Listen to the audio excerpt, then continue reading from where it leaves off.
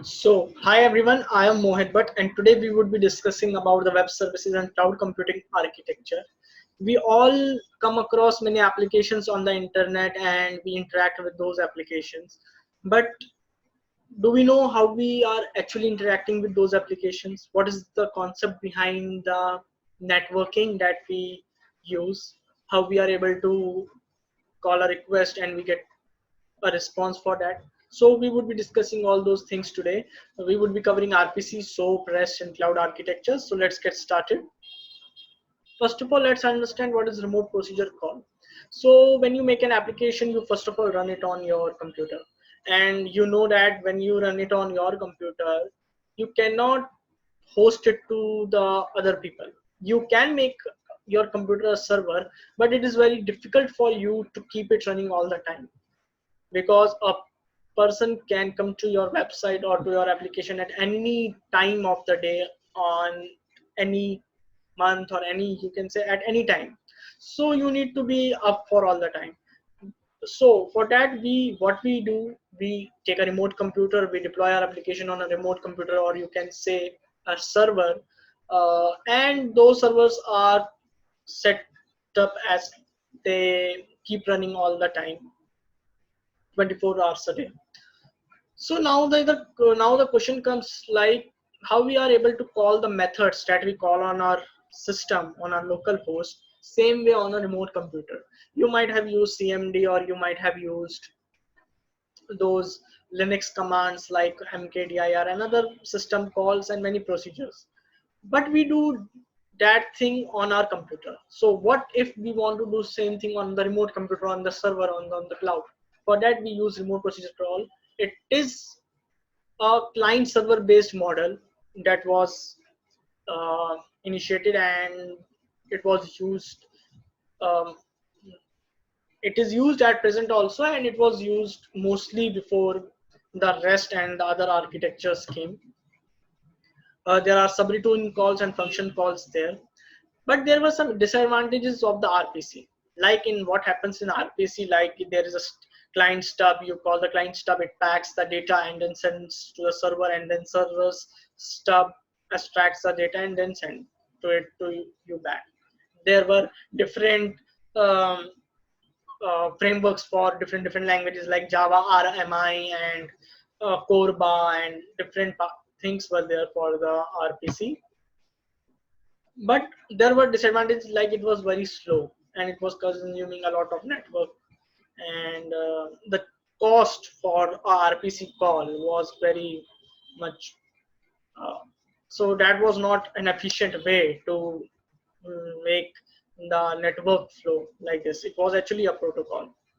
So then came the SOAP protocol, or you can say the REST protocols. Those were called the web services and APIs. So as you know, like we may have applications in different programming languages. There may be a client using an application in Java, and we might have a server that is using a PHP services. To connect those, we use web services. We use these protocols, or you can say the architectures or the APIs to connect those two services that are made in different languages. It made data communication language independent, or you can say platform independent. So first of all, let's talk about the SOAP architecture, that is the simple object access protocol. It is a protocol that helps to communicate between two different applications made in different two code bases. We have computer, laptops, and different parts with us. They have a in between a web service that takes the data in SOAP. We use XML, so it takes the XML input. There's XML coding there, like in middleware, or you can say that process the information and um, puts it on the server, and the server performs the action and then sends the response to the client in the XML format.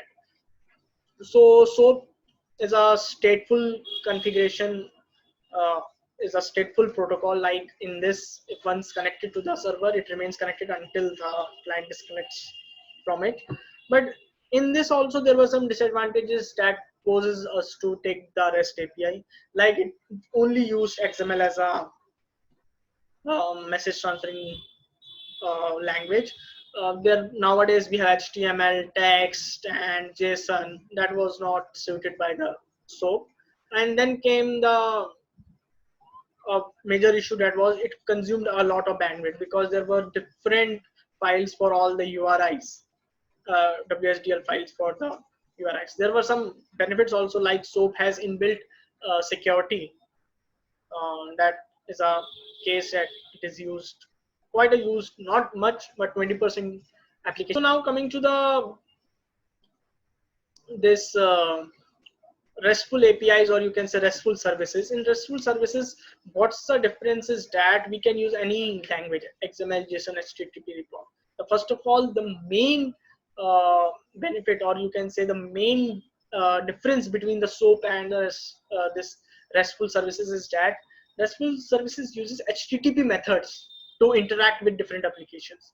That was a protocol. For that, we have to open a port, and from port, the information was there. So it was a protocol. That's why we had a port, and there was lag. But this RESTful service came with the method that only uses HTTP methods like put, delete, and these methods to interact with different applications. It performed a wide range of facilities that can increase the speed, and what else we can say. It is also a stateless architecture. That means if a request comes from the client, it gets connected, sends back a response, and it gets disconnected. It doesn't keep the client connected to the services. Not only that, there is a cache process in RESTful services. We can cache also, like if the server is in US and the client is in this India, and you have to travel a lot of distance to get the data. But what if a user requests same type of data again and again? Then we can cache that data in between in between any server, in between these two uh, client and US server, and in between we get a server, and at that stage we just cache the data from the actual server. So the request has to only travel to the in middleware server to get the data. That is the cached data. Not only that, as I said, text XML JSON can be used. There are some uh, huge benefits of this REST.